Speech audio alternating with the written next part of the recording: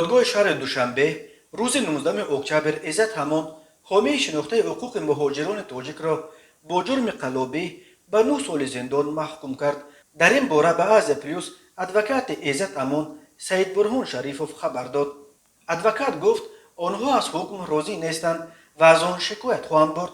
به گفته شریفوف دادگاه نسبت به موکل او قانون عفو را اصلا تطبیق نکرده است و این در حالی است که طبق قانون عفو عزت امان که همه مبلغ‌های دعوایی را پرداخت کرده بود باید از تالار دادگاه به آزادی می‌برآمد.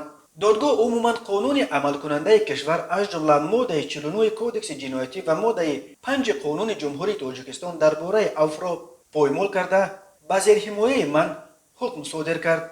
این حکم غیر قانونی است. وقتی که قانون عمل میکند دادگاه باید عدالت را رعایت کند. باید نسبت زیر حمایه من قانون عفو تطبیق میگردید، گفت سید برهان شریفوف.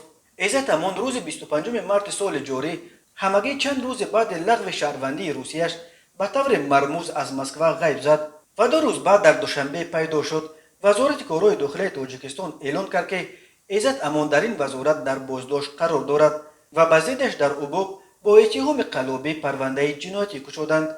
عزت امان 20 اپریل سال 1973 در دهه ظفر جماعت چاریککاران نویه رودکی به دنیا آمده از ابتدای سالهای 2000 در مسکو به سر میبرد و به حمایت حقوق مهاجران تاجیک مشغول بود. او در بهار سال 2020 مرکز تاجیکان مسکو را تأسیس داد و در ماه‌های اول پاندمی یک معرکه گسترده کمک به مهاجران بیکار مانده تاجیک را برآورد.